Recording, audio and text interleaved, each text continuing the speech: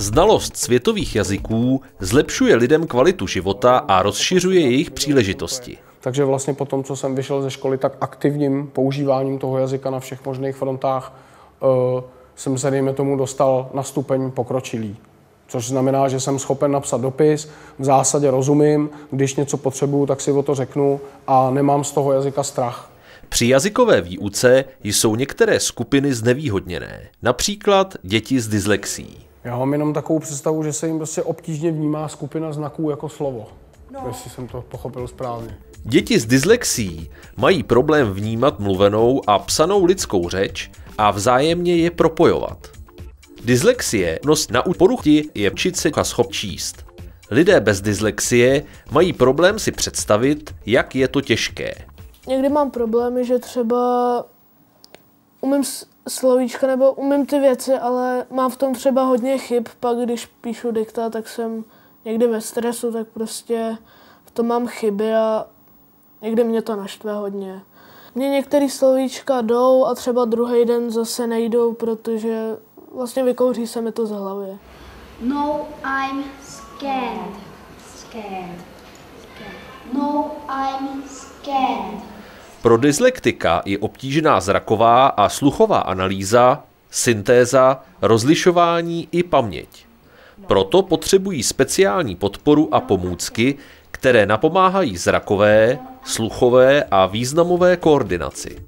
Speciální kompenzační možnosti přináší počítačový program Jazyky bez bariér. Prohlížeč programu nabízí 4 metodické hry. Učení začínáme hrou Prozkoumej. Coach. Autobus, dálkový. Nejdříve se dítě na slovíčka dívá a poslouchá je.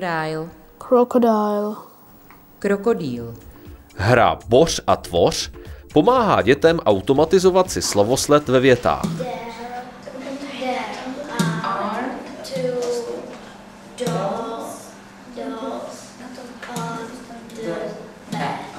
Klikání na slova zleva doprava přesně vede oči a udržuje pozornost.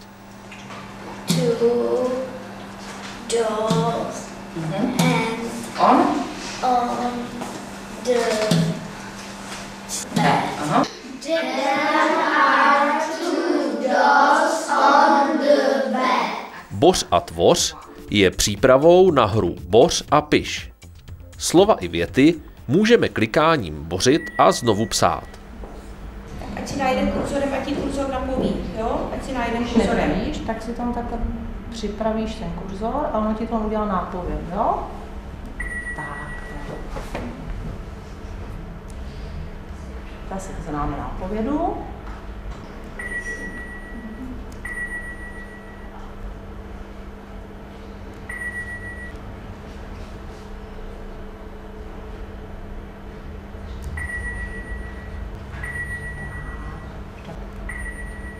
Tečku prosíme ještě nakonec, aby ti to zahrálo. Výborně, byla fanfárka. Děkuji.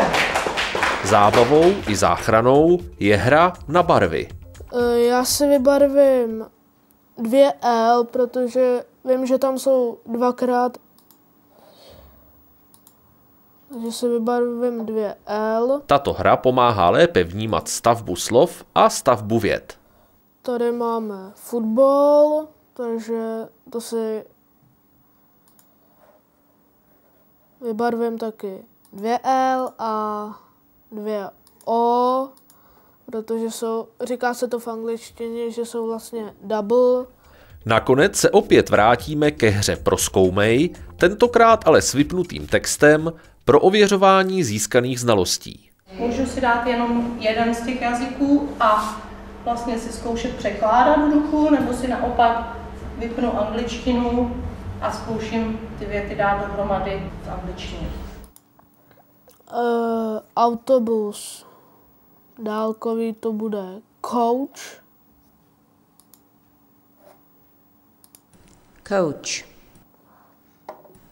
Autobus, dálkový. Metodické hry v programu Jazyky bez bariér zajišťují zrakovou, sluchovou a významovou koordinaci a tím pomáhají kompenzovat dyslektické potíže při vnímání mluvené a psané lidské řeči. Tady na webových stránkách Jazyky bez bariér půjdeme do knihovny Jazyky bez bariér a tady si ty soubory hotový můžeme vyměňovat. Tady je máme k dispozici. Máme tady 3 okruhy.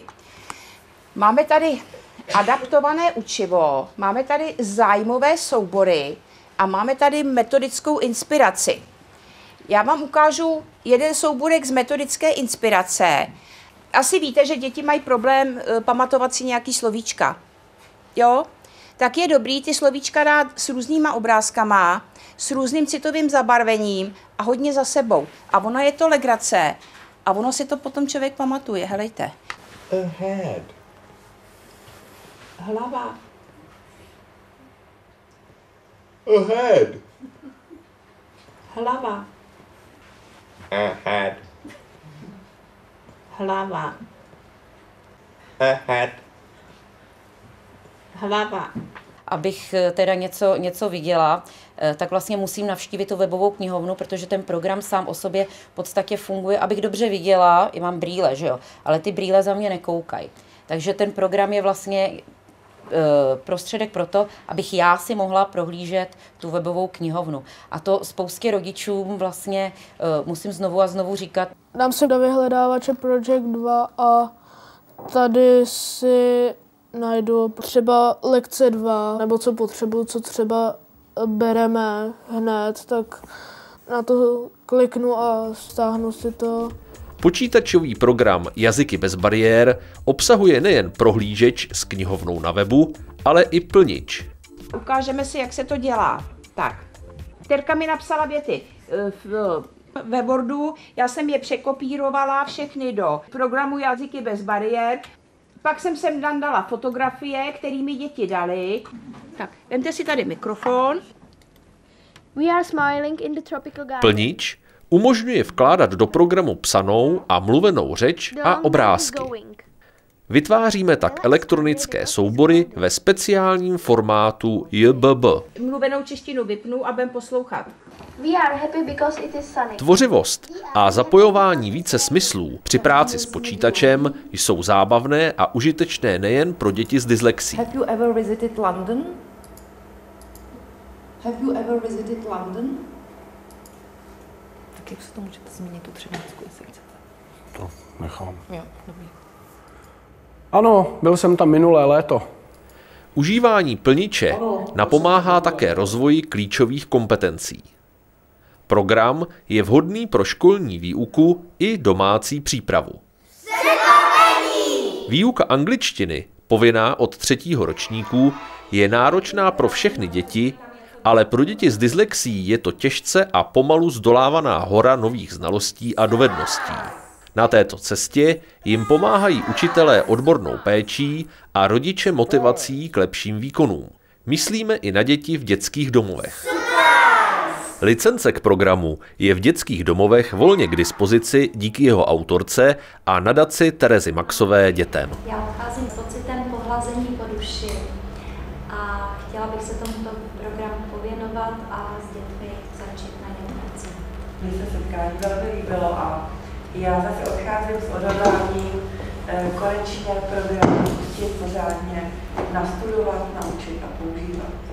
Počítačový program je možné stáhnout na webových stránkách www.jazyky-bez-bariér.cz.